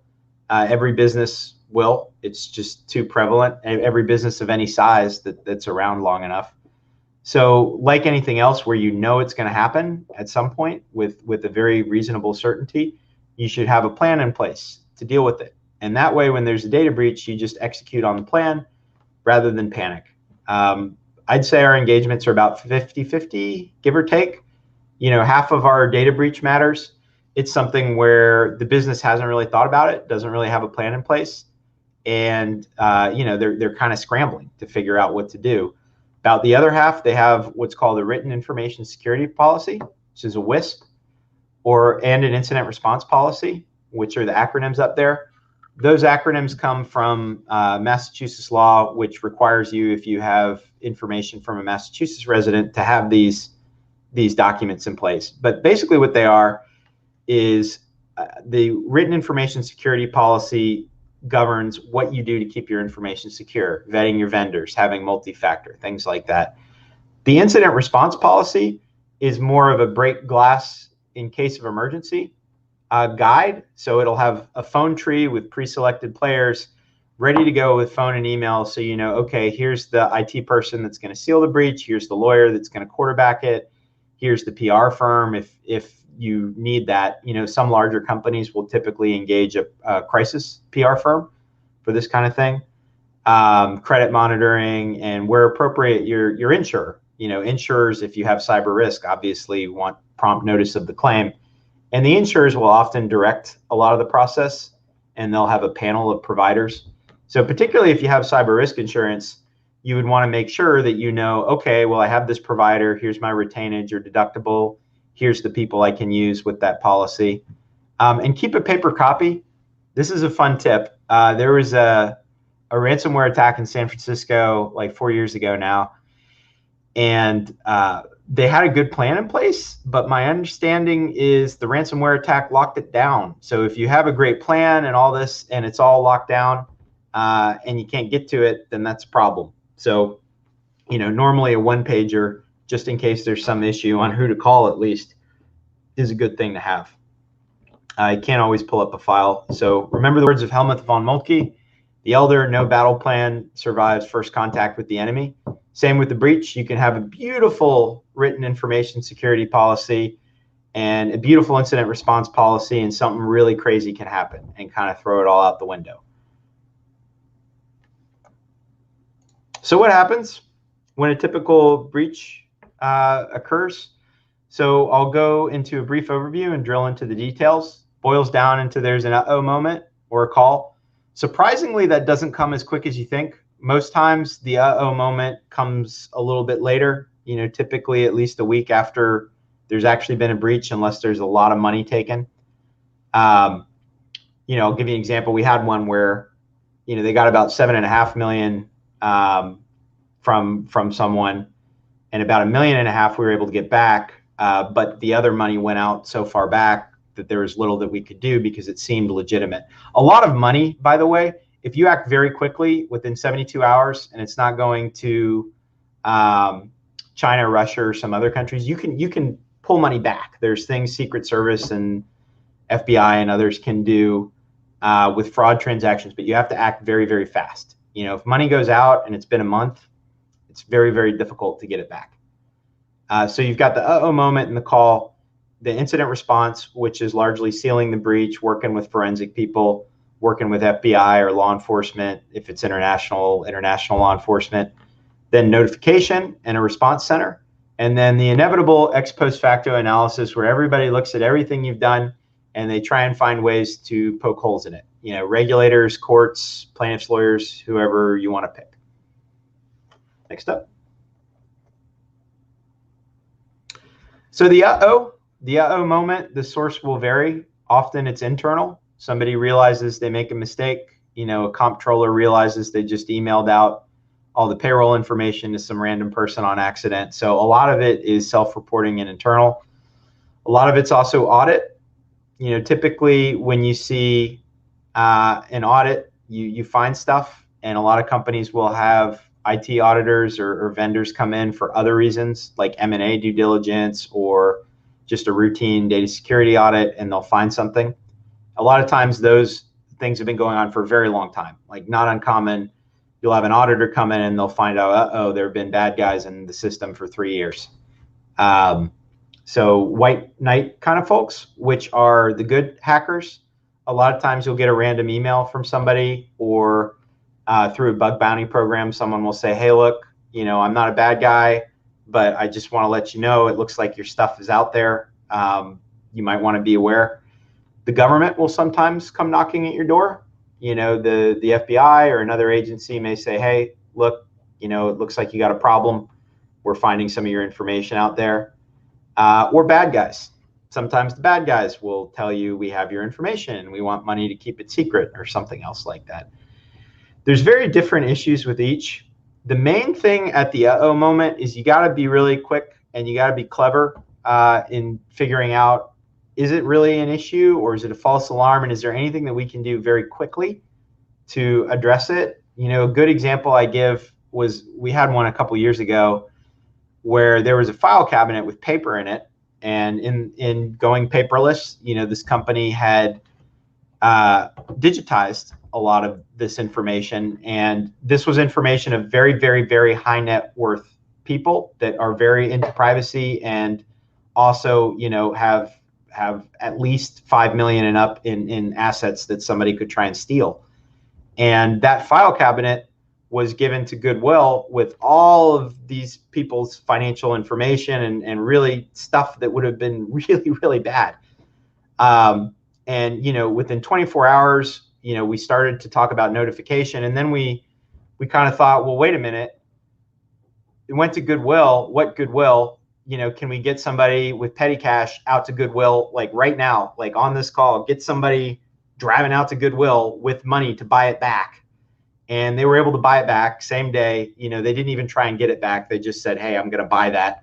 And it was still locked, and it still had all the paper in it. So it went from a really messy breach to, in our opinion, a non-issue, because it was a locked cabinet that went directly to Goodwill and directly back, and nobody else had access to it. Nobody had a key. So sometimes if you act really quickly, you can either make it so it's not a breach, or you can really stem the bleeding very quickly.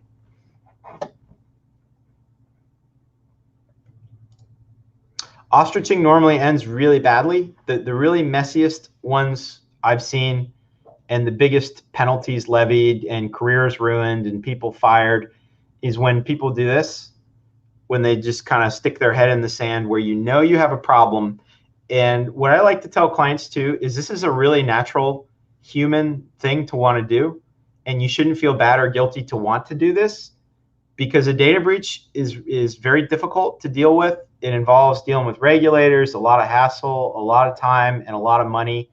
And like anything else, if an enormous hassle pops up on your plate, the tendency is just to want it to go away.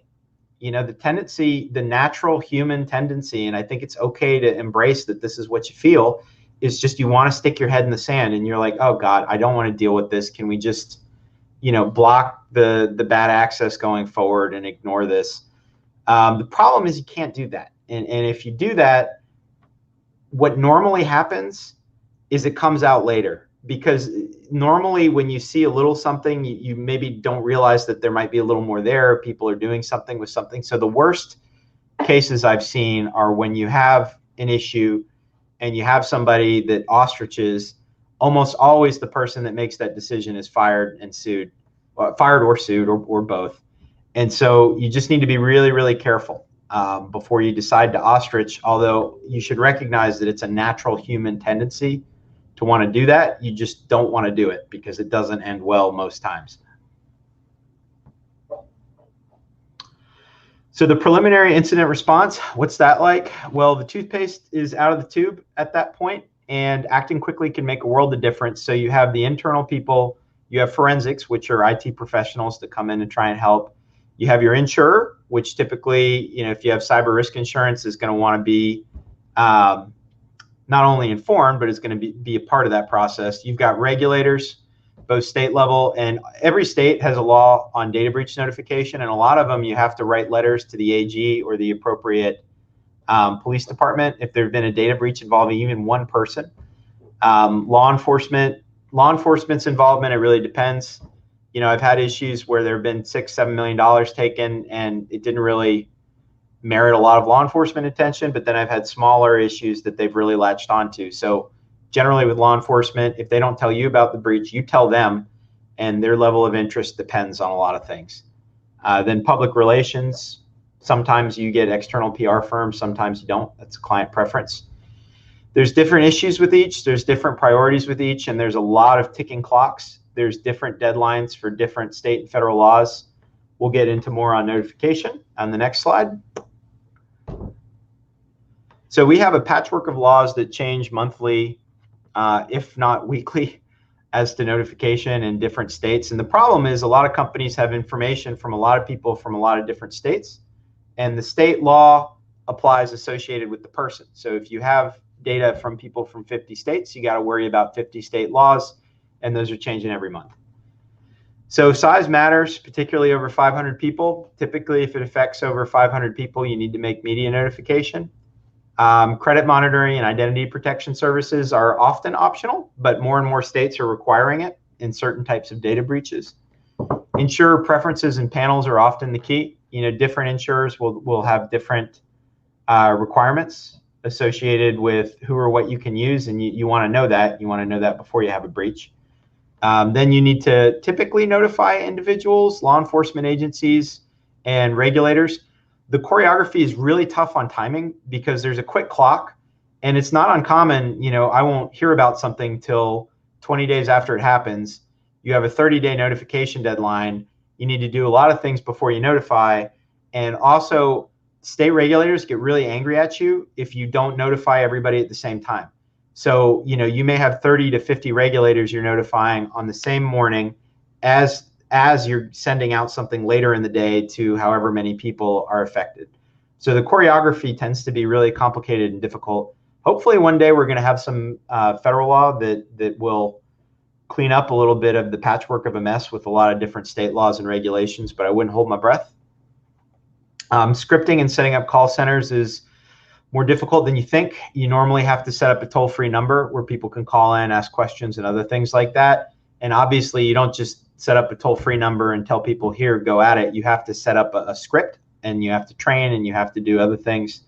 You also have to figure out how to deal with free riders and fishers. So one of the funnier things that happens is you set up the call center, and inevitably you get people calling in that weren't affected, that just want credit monitoring or want money.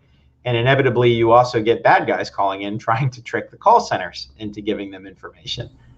The other thing is, don't forget contractual requirements. This is probably the biggest scramble that we normally see. So when I'm talking about the 30-day deadline, I'm talking about like default law, Florida statutes, New Hampshire civil code, things that are just applicable to everybody. You also have a lot of contracts in place with vendors. Those contracts with vendors or with your customers or with your clients may say something else. It's pretty common for companies to put into contracts that you have to notify them as soon as possible, no later than 48 hours after you have a confirmed breach. So that's a pretty hard deadline to meet. Most clients, we advise them to have some kind of chart or in their contract management system or their CMS, some kind of tracking system as to what the incident response notification requirements are. Because the not uncommon thing is you have a breach, it comes in our door a couple of weeks after it happened, and then we get like 400 contracts that are all a little bit different, and we need to go through those for a client to figure out the breach notification deadlines. And when we're looking through them, a lot of them will say 24 or 48 hours, and it's already been 2 weeks. So that's a difficult and time-sensitive thing to deal with, where it's better to get ahead of it. Next up. So then the breach is sealed. Hopefully you figured out what's gone on and you've closed the breach and your notifications are out. What happens next? So the regulatory letter, response, and position statement depends on your industry, but typically you will get at least a little letter from regulators, state attorney generals, or others that range. Sometimes they say, thank you for your report. We'll let you know if we need anything further. Sometimes they'll say, hey, thank you for your report. And they'll have just like a little comment like, hey, we want to confirm that no social security numbers went out or something like that.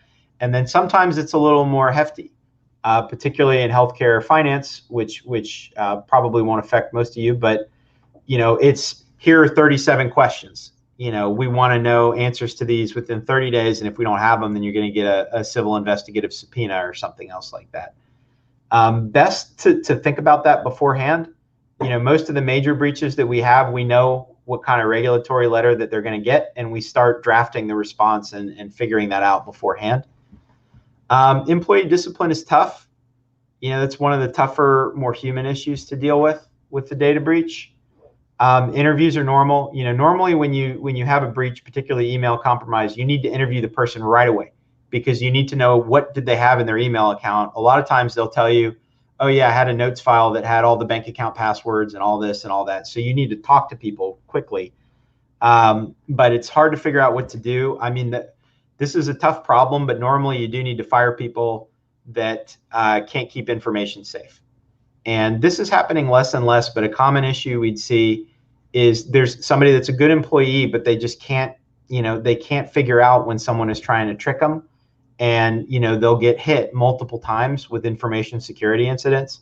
And it's tough, but, a good general statement is if an employee is actually incapable of keeping sensitive data secure, something needs to often be done about that. And again, it can be tough because frequently they're good in other respects. State AG discussions and investigations, that depends on the severity of the breach. Potential litigation with affected individuals. It's normally negligence, which is duty, breach, causation, damages.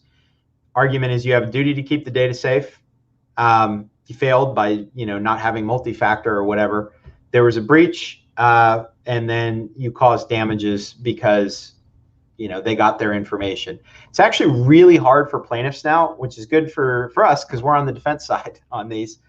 But it's hard to show causation because when a plaintiff comes and they say to us, hey, we've been damaged by having my data go out, we do discovery and we find out their data has also gone out in 20 other data breaches. So how do you know that it was us? How do you know it was Home Depot that harmed you? So, there's a lot of good defenses. There's often indemnity claims, meaning contractual provisions about who holds the ball. There's insurance issues. Sometimes you can be in a dispute with your insurer, sometimes not, about whether something's covered or not. And again, don't forget those contractual requirements. And then what we normally do for a serious breach is a lessons learned at the end. One of the worst things you can do for a client is handle the breach and then just move on and never talk to them about how to stop it again, because then you get a repeat customer You don't want a repeat customer on a data breach. You want to talk about what happened, talk about additional things that can be done going forward to stop it from happening. And that's easy to forget to do, but it's important to do a lesson learned at the end of one. On litigation, typically a lot of battle over class certification, normally negligence, but again, there's other causes of action. The causation issues are a big deal. You'll see cross claims for indemnity. And Epic Systems, Corp v. Lewis, it's not a new case anymore, but basically you have a lot more flexibility and oomph in forcing people into arbitration clauses and class waivers. This is going to trickle into breaches more and more over time. And typically speaking, if I'm defending a breach, I'm going to be in a happier situation if the affected individuals have some sort of arbitration class waiver language in a contract with them. And I know I'm running out of time, and I want to have time for questions. And let me check my email. It doesn't look like I have any as of yet. But parting shots before we get to any questions you've got. As in many things, an ounce of prevention is worth a pound of cure. I mean, most of the big nasty breaches I've had could have been prevented with, you know, we'll say 1/100th of the effort that it took. But it's really easy to not want to address this stuff because it's a little bit of a hassle. Security is a little bit of a hassle, right? It's a little bit of a hassle to like take your phone and look at the code every time you enter into your email. But it's worth it. And I can near guarantee that particularly now, you will have some kind of data security incident affect you, probably this year. I mean, within the next couple months, I can almost guarantee every single person here is going to have a data security incident affect them. Maybe not at your company, maybe not you personally, maybe it's somebody that you use, you know, a vendor or something like that. It's just omnipresent, and there's billions, if not trillions of dollars that's being made by a lot of the bad guys here. And if you want somebody to do something, make it profitable. I mean, they are making a lot of money off this. And the way to stop it is to make it unprofitable, to not let them get in. And if they do, to make sure they don't get money out of it. So, you know, taking a little bit of time and effort to address this on the front end is the best thing that you can possibly do.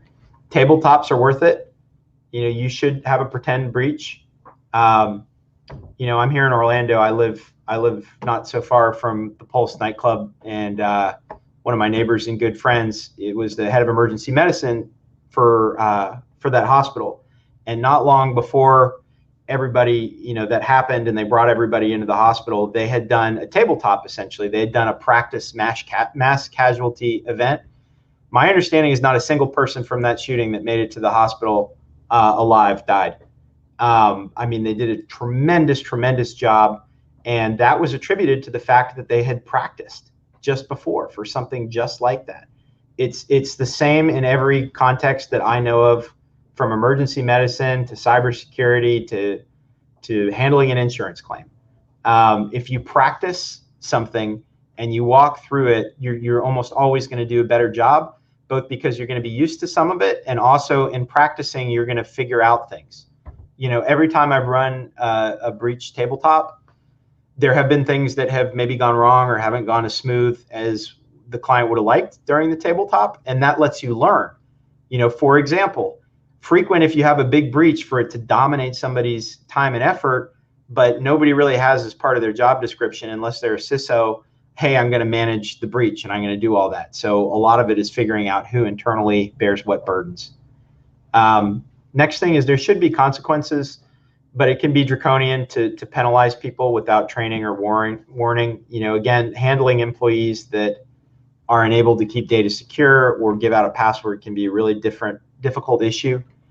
Although folks that repeatedly fail penetration testing, meaning testing, most of you probably do this. Our firm, for example, pays a company every day to pick someone at our firm and then try and get into some of their systems. And if they succeed, they get a bonus. They get so they're really good. I mean, they're very clever. And if they trick somebody, no bad guy has actually got anything, because it's somebody that we pay to try and trick our people. But it keeps people on their toes, and it lets me know if we had somebody that repeatedly failed pen testing, they could be the best lawyer in the world. but they wouldn't be able to work here anymore because they wouldn't be able to keep client information secure. Luckily, I haven't had to do that yet, but it's something that every business needs to be very cognizant of. This presentation could also be outdated in a month. The law is constantly in flux, and typically it's a good idea to check to see if anything's changed, if issues arise. But I can tell you that the fundamental point of this is an issue, you're going to have problems with it, and ostriching is bad. Those things I think will remain constant throughout time. And then any issues unique to social services, I know I'm out of time. I've got about 5 minutes. What we've seen, what to watch for in particular.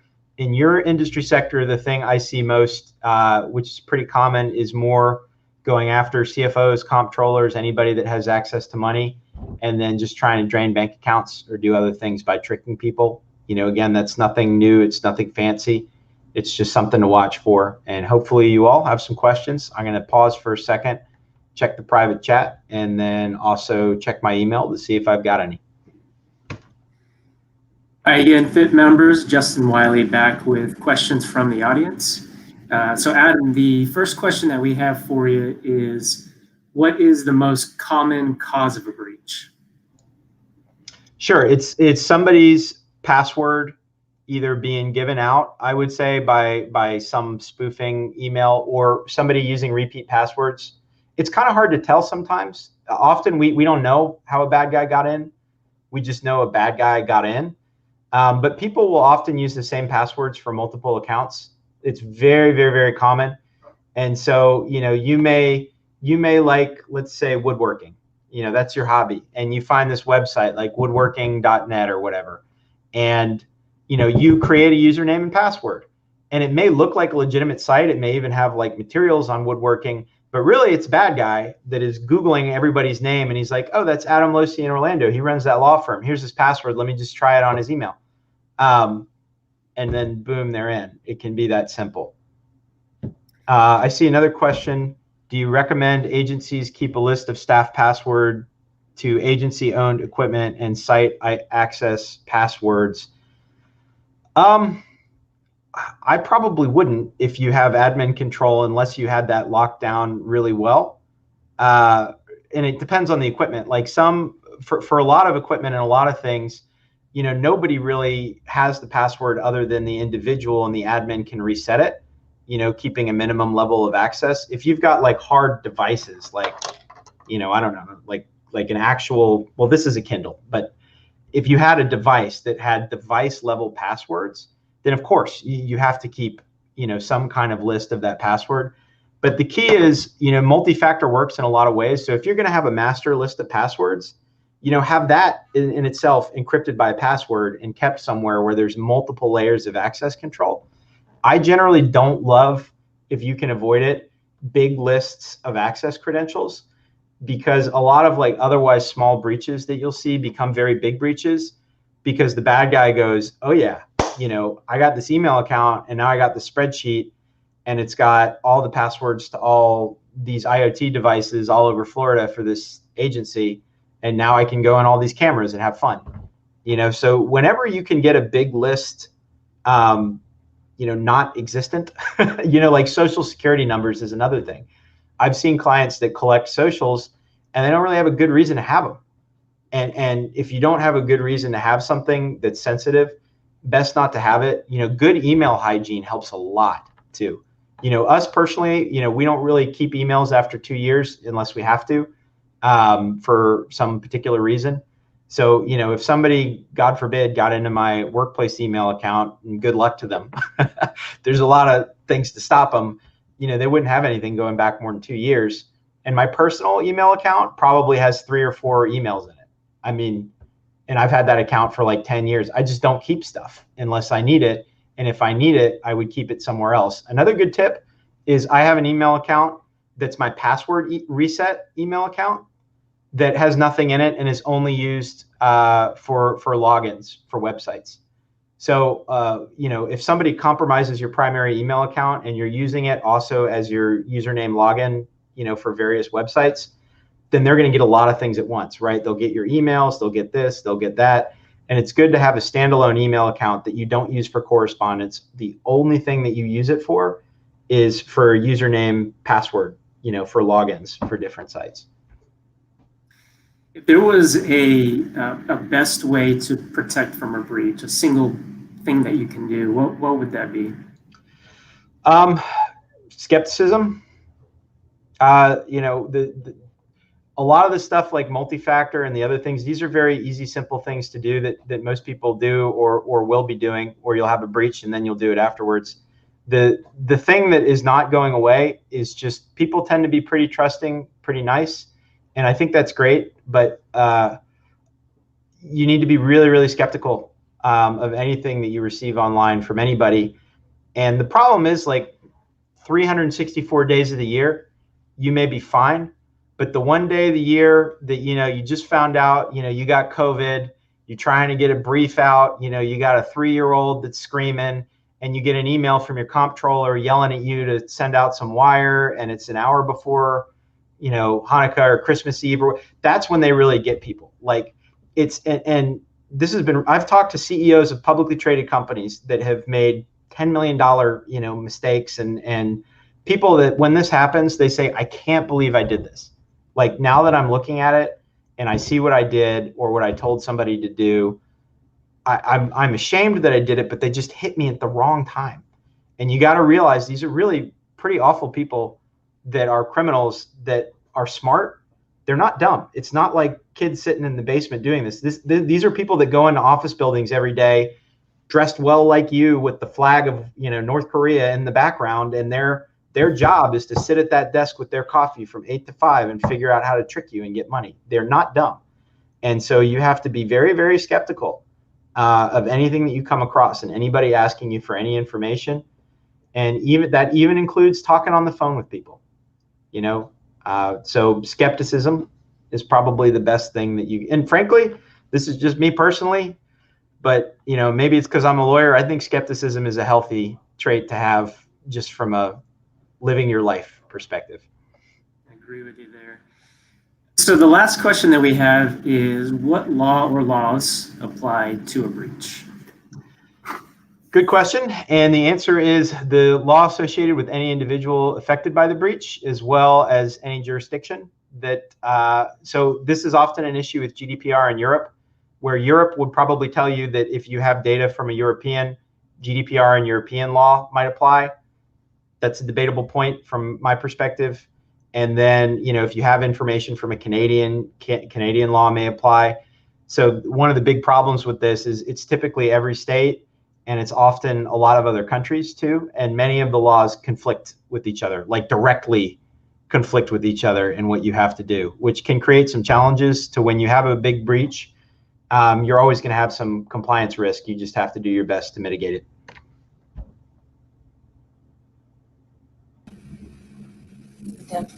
Hey, welcome back to the Dean of Green. This will be our last drawing and our big drawing for $250.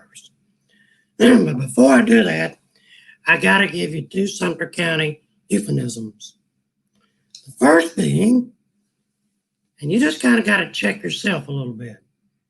If you have a set of salad bowls and they all say Cool Whip on the side, you might be from Sumter County. The second one, if you've ever made change in an offering plate, you might be from Sumter County.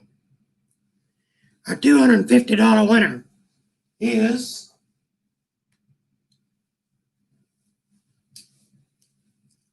Titania Latazina from the Center for Women. You're the proud winner of $250, and we'll be having cocktails right up the street if you want to bring it up. We'll help you spend it. Thanks all of y'all, and hope you've had a very good conference, and we appreciate you attending. Peter?